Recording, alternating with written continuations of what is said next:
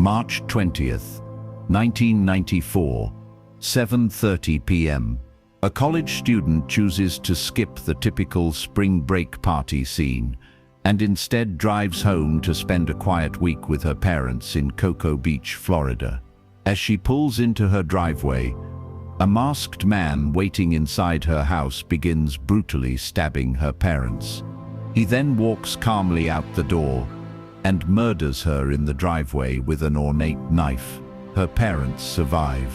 Amy Gellert dies at 21 years old. The killer vanishes into the Florida night and has never been identified, despite leaving behind a fake gun stolen from a movie set, a distinctive murder weapon, and 2 living witnesses who fought him face to face. Most people think when a killer strikes in someone's home with multiple witnesses and unique evidence, solving the case is just a matter of time. Right. The conventional belief is straightforward. The killer left too many clues: a stolen prop gun, an unusual ornate knife, survivors who saw him, a specific target at a specific time. Investigators should be able to trace the weapon, match the description, find connections to the victim. Someone had to know this person. Someone had to recognize that knife. But here's what they're not telling you. This wasn't a robbery gone wrong. The killer barely took anything. This wasn't a crime of passion. He waited calmly for hours in that house. This was a planned execution disguised as something else. The ornate knife was so unique that police believed it could lead them to the killer.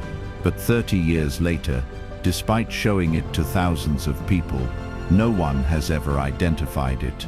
Most disturbing, the killer claimed he was waiting for a ride, but refused to take the family's car when offered.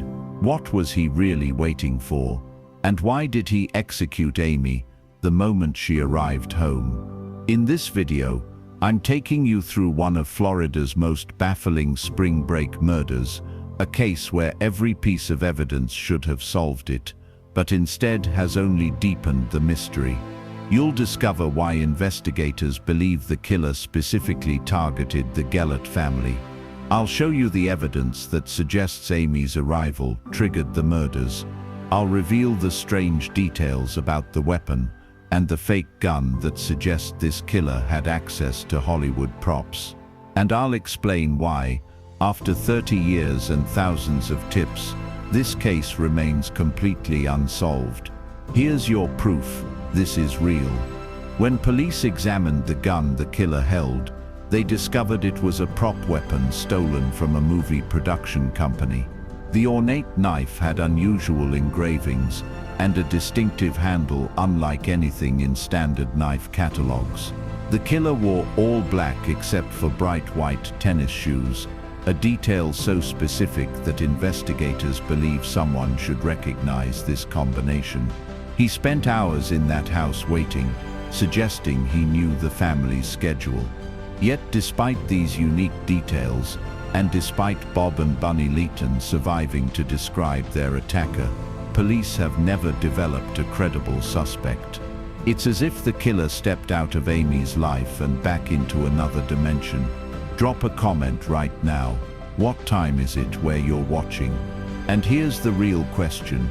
If you were coming home for spring break and found a masked intruder in your house, would you fight back or try to escape? Because Bob and Bunny's decision to fight back is the only reason we know anything about this killer at all. Let me tell you about Amy Gellert before March 20th, 1994. Because understanding who she was makes her senseless murder even more heartbreaking and raises disturbing questions about whether she was specifically targeted. The responsible daughter, Amy Marie Gellert, was born in 1972 and grew up in Cocoa Beach, Florida, a beautiful beach community on Florida's Space Coast, known for surfing, space shuttle launches from nearby Cape Canaveral, and tight-knit family neighborhoods. Amy was the daughter of Bob and Bunny Leighton. Amy's mother had remarried, so Amy had the last name Gellert while her mother was Leighton. She was described by everyone who knew her as responsible, kind, level-headed, and deeply connected to her family. By March 1994, Amy was 21 years old and attending college. She was doing well academically and had a bright future ahead of her. Her parents were proud of her accomplishments and thrilled to have her in their lives. The decision that would cost her life, spring break 1994, arrived in mid-March.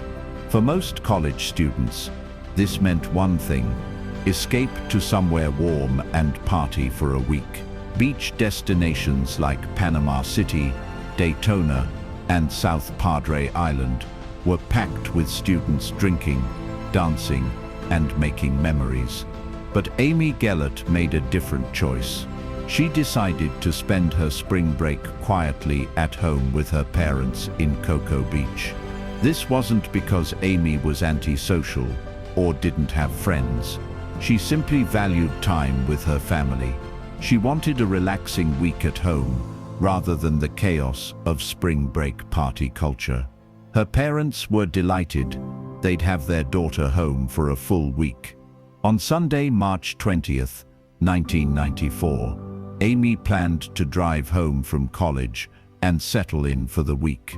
She called her parents earlier in the day to let them know approximately what time she'd arrive. Everything was normal. Everything was planned. But someone else had plans for that evening too. Question for the comments: would you rather spend spring break partying with friends or at home with family? Comment friends or families and your age. I'm curious if there's a pattern, because Amy's choice to come home that night is what led her directly into a killer's trap. Bob and Bunny's normal day. Bob and Bunny Letton spent March 20th doing ordinary things. Bob worked. Bunny ran errands. They were looking forward to Amy arriving home that evening. Around 7:30 p.m., Bob and Bunny returned home together. Their house was a typical middle-class Florida home in a quiet residential neighborhood. They pulled into the driveway, walked to the front door, and unlocked it as they'd done thousands of times before. But this time, someone was waiting inside. The intruder. As Bob and Bunny entered their home, they immediately encountered a man inside. He was dressed entirely in black clothing, black shirt, black pants, black jacket. The only exception was bright white tennis shoes. He was wearing a mask that covered his face. The Lettons later described it as a ski mask or similar covering that made it impossible to see his facial features clearly. In one hand, he held what appeared to be a gun. In the other hand, he held a knife, but not just any knife. Both Bob and Bunny would later describe this knife as ornate, meaning it had unusual decorative features, engravings, or distinctive design elements that made it stand out. The intruder's voice was calm but commanding. He immediately ordered Bob and Bunny into the living room. He told them to lie down on the floor. They complied, terrified, but hoping to survive by following his instructions. The strange robbery. Once Bob and Bunny were on the living room floor, the intruder demanded money. They gave him what cash they had in the house, probably not a large amount, as most people don't keep significant cash at home. But here's where things got weird. The intruder didn't seem particularly interested in robbing the house. He didn't ransack rooms looking for valuables. He didn't demand jewelry, electronics, or other items of value. He took the cash they gave him, but his focus seemed to be elsewhere, even stranger. The intruder told them he was waiting for a ride. Think about that. He's in the middle of committing a home invasion. He's got 2 hostages on the floor, and he casually mentions he's waiting for someone to pick him up. Why would he tell them this? Was it true, or was it a cover story for why he was just sitting there holding them hostage? Bob, trying to be helpful and probably hoping to get the intruder out of the house, offered to let him use their car. "Take our car," Bob said. "You don't have to wait for anyone. Just take the car and leave." The intruder refused. He didn't want the car. He wanted to wait. But for what? Or more accurately, for whom? What's the weather like where you are right now? Sunny? Rainy? Comment below, because on March 20th, 1994, it was a pleasant Florida evening, perfect weather for a killer to wait patiently in a house until his real target came home. The wait for a period of time, estimates suggest anywhere from 30 minutes to an hour or more.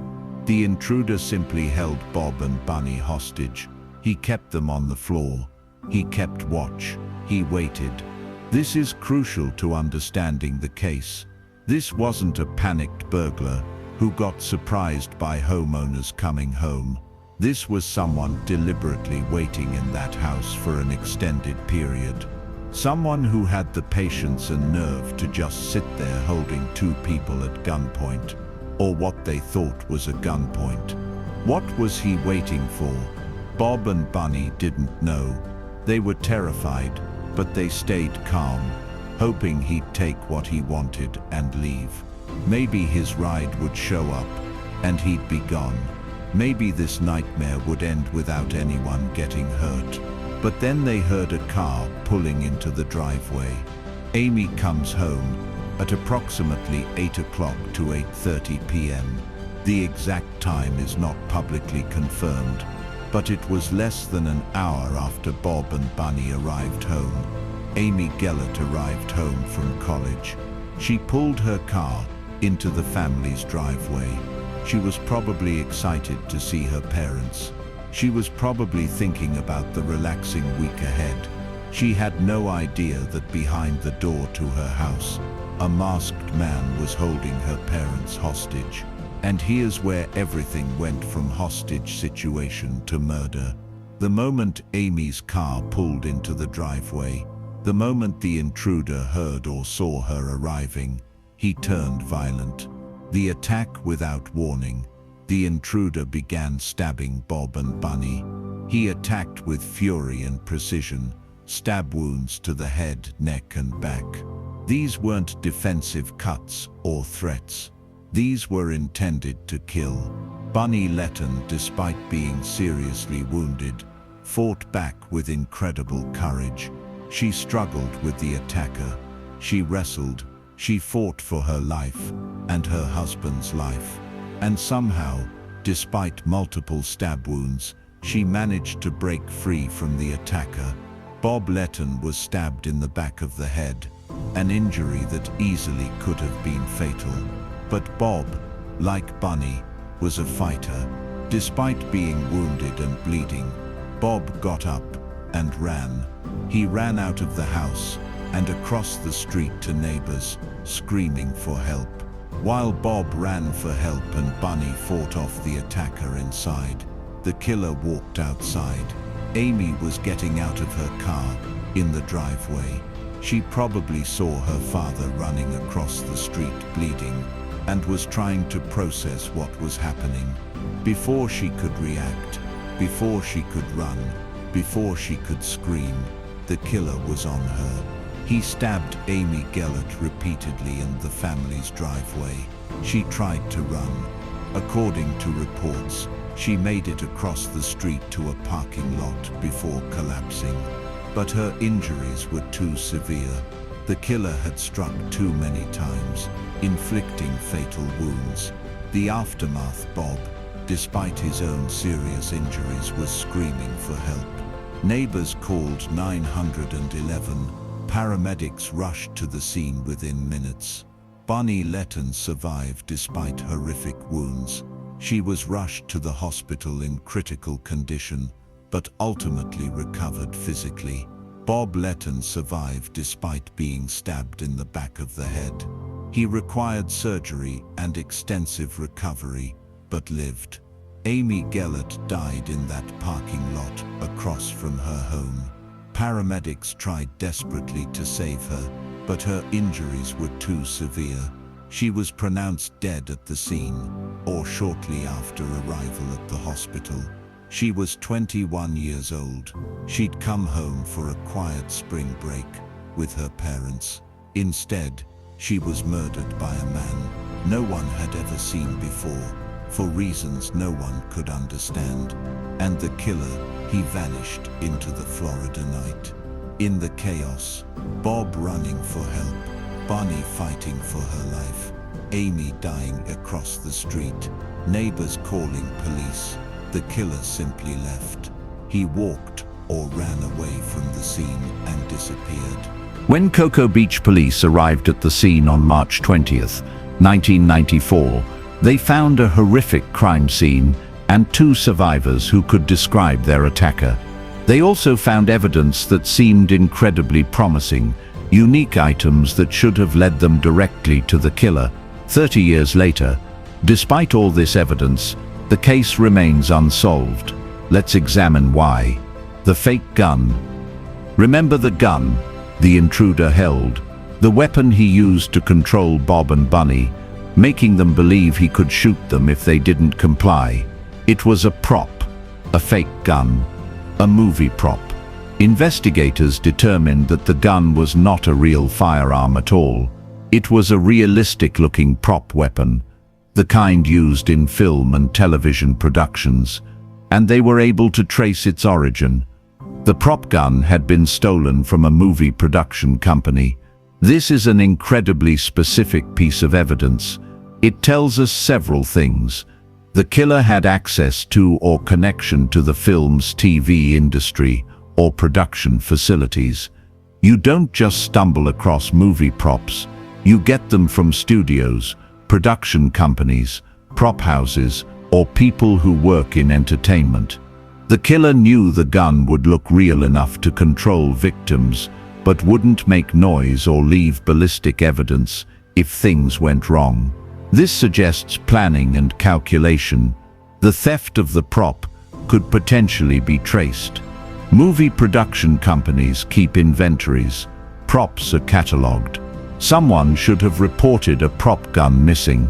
But despite investigating this lead, police never connected the stolen prop to a specific suspect.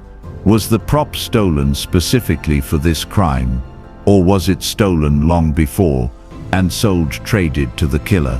Did the killer work in the film industry, or did he acquire the prop through someone else? These questions remain unanswered. Comment your thoughts. Have you ever worked in film production or seen how prop weapons are used? Comment yes or no, and your location. Because someone with access to movie props had access to this killer, and they might be anywhere in the country. The ornate knife. If the fake gun was intriguing evidence, the knife was even more so. Both Bob and Bunny Leeton described the knife used in the attack as ornate. This wasn't a standard kitchen knife or a common hunting knife you could buy at any sporting goods store. This was something distinctive. While police have not released detailed public photographs of the knife, likely to preserve this as evidence, only the killer would know. Descriptions suggest unusual engravings or decorative elements on the blade or handle, distinctive design that stood out visually. Not a mass-produced commercial knife that could be traced to a specific manufacturer or store. Police believed this knife was so unique that someone should recognize it. They showed photographs and descriptions of the knife to knife collectors and dealers, military and law enforcement suppliers, antique weapon experts, martial arts, and weapons enthusiasts. Thousands of people through media releases and Crime Stoppers programs. No one has ever definitively identified where this knife came from or who owned it. Some theories suggest the knife might have been a custom-made piece, an imported knife from overseas, possibly military or ceremonial, an antique or collectible that changed hands many times. A theatrical prop like the gun designed to look intimidating, but without definitive identification. The knife remains a mystery as deep as the killer himself. The clothing description. The killer's clothing was described consistently by Bob and Bunny. All black clothing, black shirt, black pants, black jacket or hoodie, except for bright white tennis shoes. This detail is significant because it's so specific and unusual. Why wear all black, suggesting you want to blend into darkness or avoid being seen, but then wear bright white shoes that would stand out? Theories about the white shoes. Theory 1. The killer didn't plan his outfit carefully and just grabbed whatever shoes he had. Theory 2. The white shoes were intentionally chosen to create confusion or a false trail. Perhaps he changed them immediately after the crime. Theory 3. The killer was young and fashion conscious. This was the 90s when certain shoe brands and styles were status symbols, and he prioritized his appearance even during a crime. Theory 4. The shoes had some significance. Maybe they were new. Maybe they were stolen like the gun. Maybe they were part of a disguise that made him look like someone else. Whatever the reason, the all black except white shoes description is so specific that police believe someone should recognize this person. If this was his typical appearance, someone who knew him should have said, "That sounds like name." But no one ever did. The mask. The killer wore a mask, likely a ski mask or similar face covering, that prevented Bob and Bunny from seeing his facial features clearly. This shows premeditation and planning. He knew he'd have witnesses. He came prepared to hide his identity, but masks can be traced too.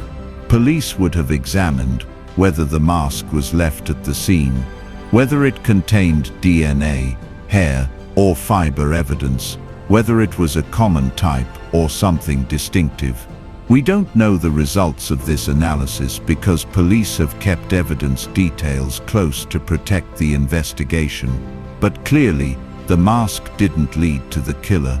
Physical description. Despite the mask, Bob and Bunny could provide some physical details. Height, build. The killer was described as male, average height, and build. Nothing particularly distinctive that would help narrow down suspects. Voice. He spoke in a calm, commanding voice. No distinctive accent or speech pattern reported. Behavior. He was collected, patient, and able to maintain control of the situation for an extended period. This suggests someone with nerve and possibly experience in high-stress situations. Age. This is harder to determine, but based on his physical capability and the nature of the crime, investigators likely believed he was between 20 to 40 years old. But these general descriptions apply to millions of men. Without more distinctive features visible, physical description alone couldn't solve the case. The crime scene investigators processed the Leighton home as a crime scene. Blood evidence. Multiple locations where Bob, Bunny, and Amy were attacked. This would provide DNA evidence, but only if they had a suspect's DNA to compare it to. Fingerprints. The killer was in the house for an extended period. He must have touched things.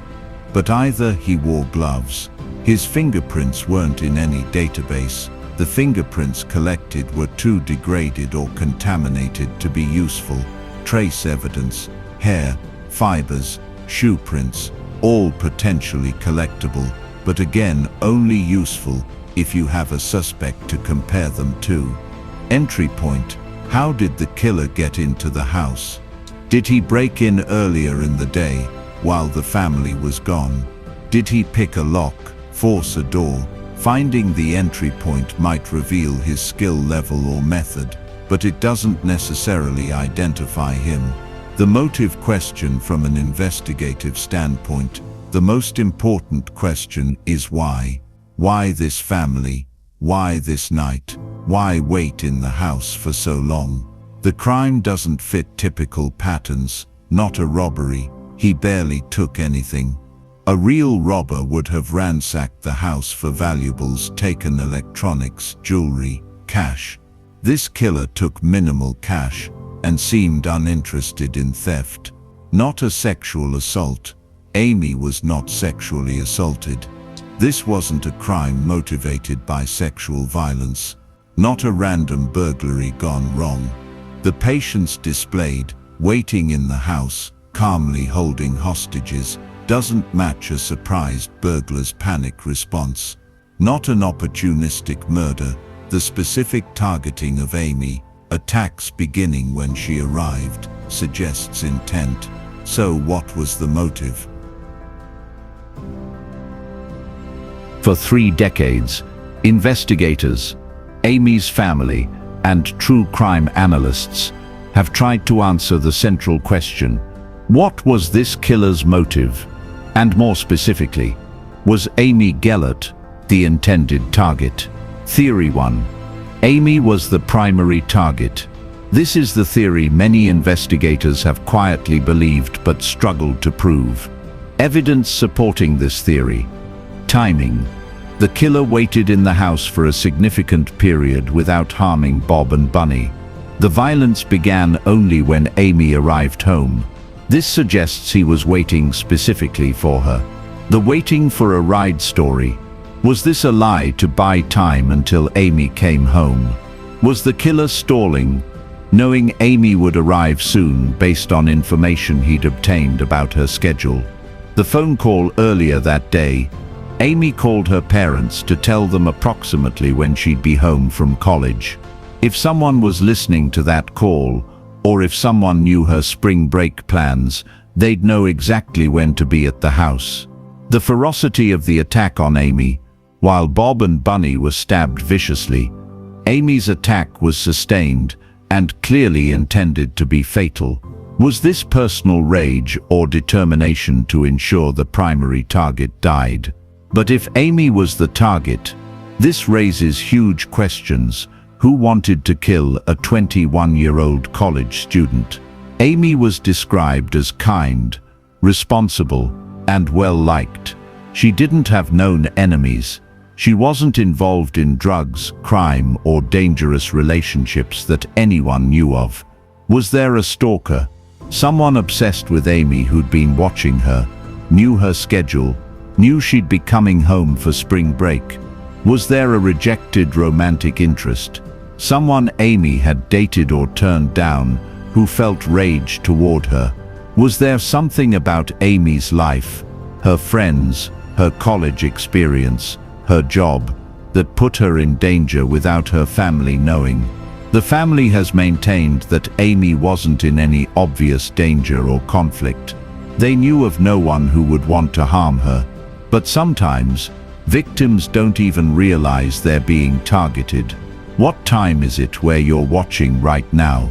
Comment your current time, because if Amy was specifically targeted, someone knew her schedule well enough to know she'd be home that evening. Someone was tracking her movements. Someone was waiting. Theory 2. Bob or Bunny was the target. Perhaps Amy wasn't the intended victim at all. Perhaps the killer was after one or both of her parents. Evidence supporting this theory. The home invasion setup. The killer was waiting inside the parents' home, not Amy's. If he wanted Amy, why not wait near her college or intercept her on the road? Bob and Bunny were attacked first. The violence began with them. Amy was attacked apparently to prevent her from escaping or calling for help, or because she witnessed the attack on her parents. Motive possibilities. Bob or Bunny had a disgruntled business associate, employee, or client. Someone held a grudge related to a past incident or conflict. Financial motive. Someone who believed they would gain from killing one or both parents. Personal vendetta, unrelated to Amy. But this theory has problems. Why use a fake gun? If you're planning to kill someone, Why not use a real weapon that would be more effective? The fake gun suggests the killer wanted control without actually wanting to shoot anyone, perhaps because gunshots would be loud and draw immediate attention.